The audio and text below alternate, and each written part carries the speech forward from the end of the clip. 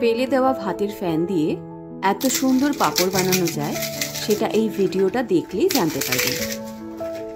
নমস্কার বন্ধুরা, বিচিত্র বাঙালি পেজে তোমাদের স্বাগত। আজ আমরা শেয়ার করব ভাতের ফ্যান দিয়ে পাঁপড় রেসিপি। এখন এই প্রখর রোদে চটজলদি এই পাঁপড় বানানো হয়ে যাবে এবং অনেক দিন পর্যন্ত সংরক্ষণ করেও রাখতে পারবেন। আমরা আগে থেকেই ফ্যানটা গড়িয়ে রেখেছি। এবার 2 কাপ মতো ফ্যান আমরা ছাঁকনির সাহায্যে ছেঁকে নিলাম। ছেঁকে নিলে ফ্যানের ওপর যে শর্টটা পড়ে সেটা থাকবে না। ফ্যানটা যেহেতু ঘন নয়, তাই এর মধ্যে আমরা অ্যাড করব 2.5 চামচ মতো ময়দা।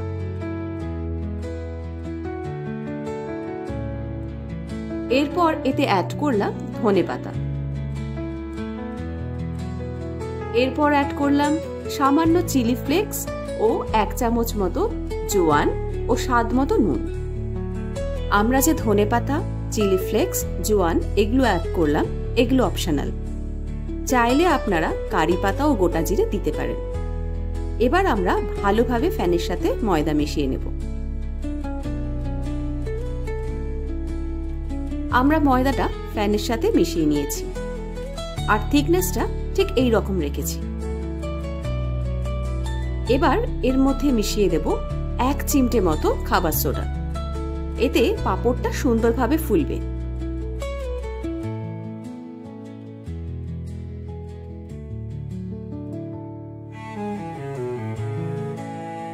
এবার গ্যাসে একটা কড়াই বসিয়ে বেশ কিছুটা জল দিয়ে গরম করার জন্য রেখে দিলাম। অন্যদিকে আমরা দুটো থালাতে তেল মাখিয়ে নিচ্ছি।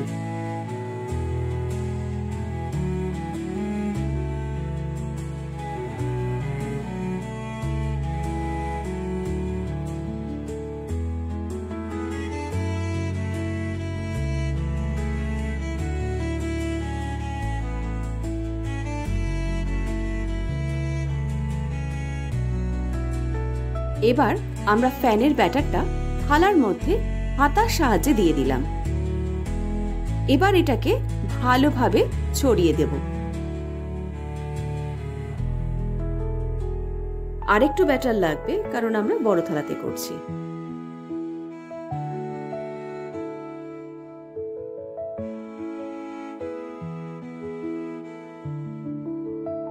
এইভাবে একটা থালা রেডি করে নিয়েছি। এবার দ্বিতীয় থালাটা একই রকম ভাবে রেডি করে নেব।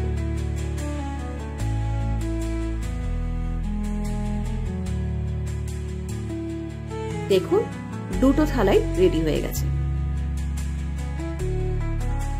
এবার কড়াইতে যে জল গরম করতে দিয়েছিলাম সেটাও কিন্তু ফুটতে শুরু করে দিয়েছে। আমরা এবার কড়াইয়ের ফুটন্ত গরম জলের ওপর ফ্যানের মিশ্রণ সমেত থালাটা চাপিয়ে দিলাম ও ঢেকে দিলাম।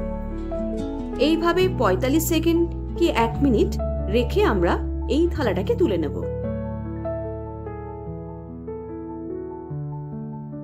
দেখুন কত সুন্দরভাবে রেডি হয়ে গেছে।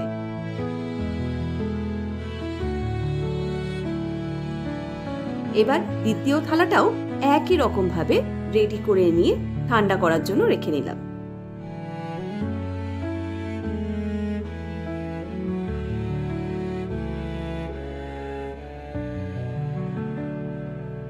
এবার স্টিম দেওয়া পাঁপড়ের থালার থেকে একটা গ্লাসের সাহায্যে ছোট ছোট করে পাঁপড়গুলোকে কেটে নেব।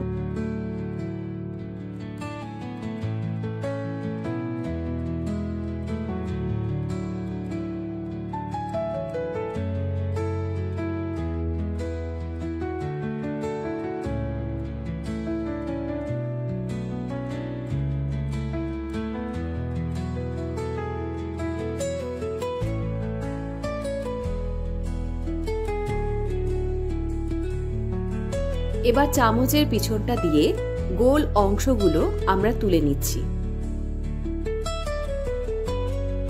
থালার তলায় তেল লাগিয়ে রাখার জন্যই এত সুন্দরভাবে উঠে আসছে।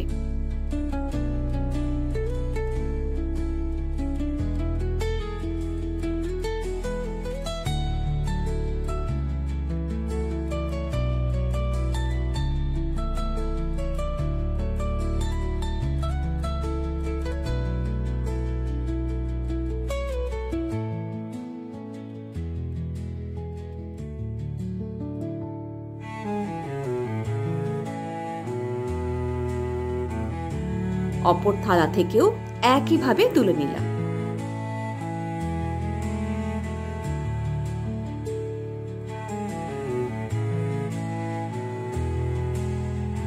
গোল অংশগুলো তুলে নেবার পর যে কটা অংশগুলো পড়ে আছে সেগুলোকেও ছোট ছোট করে কেটে তুলে নেব।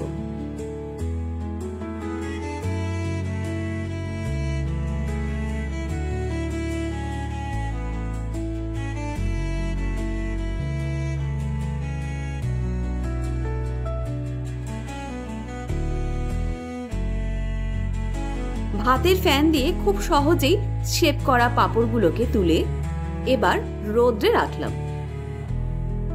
একদিন রোদে রাখলেই খুব সুন্দরভাবে শুকনো হয়ে যাবে। আপনার বাড়িতে রোদ না পেলে ফ্যানের হাওয়ায় বা খোলা হাওয়ায় রাখলেই শুকিয়ে যাবে।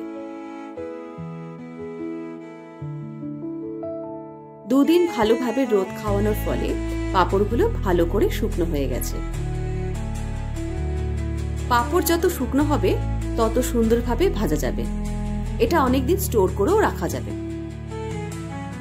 এবার গ্যাসে কড়াই বসিয়ে তাতে কিছুটা সাদা তেল দিয়ে দিলাম। তেলটা গরম হয়ে এলে এক এক করে পাঁপড় ছাড়ছি। দেখুন কত সুন্দরভাবে ফুলে উঠল। কয়েক সেকেন্ডের মধ্যেই কিন্তু এগুলো ভাজা হয়ে যাবে। আর দেখুন কত বড়ও হয়েছে।